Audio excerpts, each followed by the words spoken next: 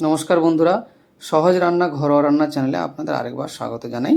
আজকে আমরা রাধা অষ্টমীর জন্য তালের মালপোয়া বানাবো। গোপালের জন্য সবাই করে, রাধিকার জন্য একটু হোক, তাই তো। তো চলুন, এটার জন্য বিশেষ কিছু লাগে না, খুব সহজেই বানানো যায়।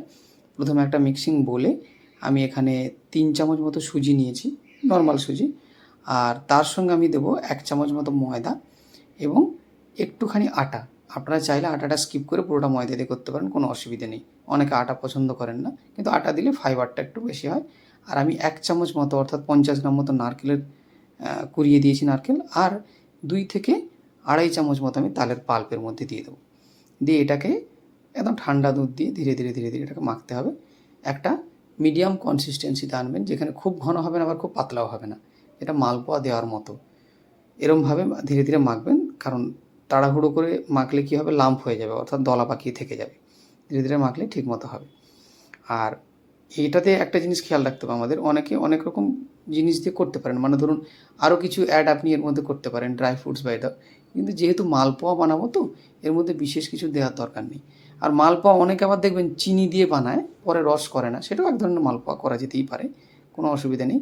তবে এই মালপোয়াতে যদি আপনি রস দিয়ে আলাদাভাবে রসে ফুটিয়ে করেন, তাহলে জিনিসটা স্বাদটা সম্পূর্ণ আলাদা হয় প্রথমে চিনি দেওয়ার থেকে।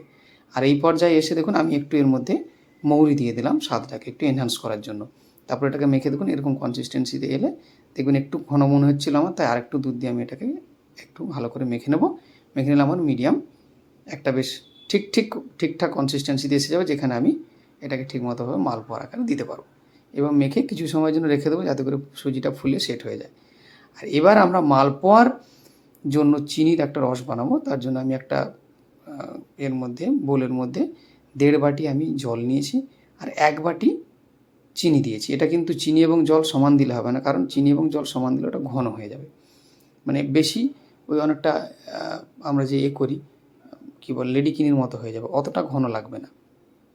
তারপরে এর মধ্যে আমি কি করব, 2টো এলাচ ফাটিয়ে দিয়ে দিলাম, আর একটু দুধ দিলাম। তার কারণ হচ্ছে যখন চিনিটা ফুটবে তখন এর মধ্যে যে ময়লাটা হবে সেই ময়লাটা পরিষ্কার করা যায় চিনির সঙ্গে সহজে।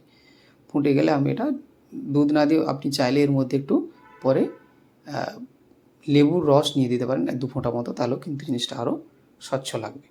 এবার একটা কড়াইতে আমি তেল গরম করে তার মধ্যে আমি 1 চামচ মতো ব্যাটার দিয়ে ওটাকে কিছুক্ষণ অপেক্ষা করব, কিন্তু আঁচটাকে আমি মিডিয়াম রাখবো। প্রথমে তেল গরম হয়ে গেলে আঁচটা মিডিয়াম করবেন, খুব জোরে রাখলে কিন্তু পুড়ে যাবে।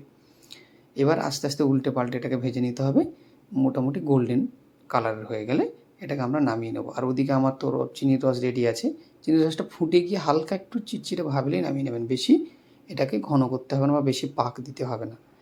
তো এই অবস্থায় এসে গেছে দেখুন, এটাকে আমরা উল্টে পাল্টে ধীরে ধীরে ভেজে নিচ্ছি। ভেজে নিয়ে দেখুন এই পর্যায়ে যখন হবে, হয়ে গেছে। এটা বেশি ভাজলে কিন্তু তাল আছে, এবার খেয়াল রাখতে হবে, কালো হয়ে যাবে বা তেতো হয়ে যাবে, তেতো হয়ে যাওয়ার সম্ভাবনা সবচেয়ে বেশি।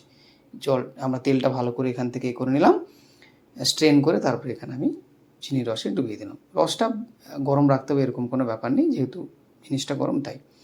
এরকমভাবে বাকিগুলোও ভেজে নেব। ভেজে নিয়ে আমরা এবার এটাকে সার্ভ করব। আর আমাদের ভিডিও যারা দেখছেন ফেসবুক, হোয়াটসঅ্যাপ, যেখান থেকেই দেখুন, যদি ভালো লেগে থাকে শেয়ার করবেন, কমেন্ট করবেন এবং আমাদের পাশে থাকবেন, বাকিদের শেয়ার করুন। আর রাধা অষ্টমীতে অবশ্যই বানিয়ে আপনারা রাধিকাকে দিন এবং আপনারা নিজেরা খান, দেখুন এরকম হবে। ধন্যবাদ, সবাই ভালো থাকবেন, নমস্কার।